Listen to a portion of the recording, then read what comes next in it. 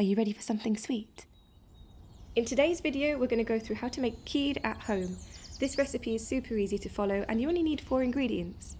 1 litre of whole milk, 50 grams of sugar for a moderate sweetness, but you can add more if you like your keed really sweet, 50 grams of pudding rice, which you want to wash like this, and then soak them for about a half hour before you're going to use it, and 2 cardamoms, which are also known as lejia. Your first step is to mix your rice and your milk and bring it to a boil. Once it's boiled, turn the gas down and keep it on a really low heat. You can throw in your sugar and your lejia, which you can crush very slightly.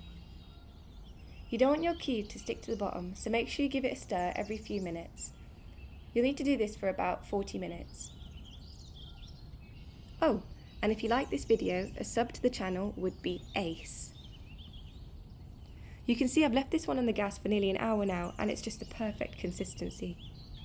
With this recipe, keed comes out so nice you'll end up making it every few days. To top it off, you can sprinkle over some crushed almonds or pistachios, or really you can add anything you like. For more from Mrs. Daughter-in-Law, please like and subscribe.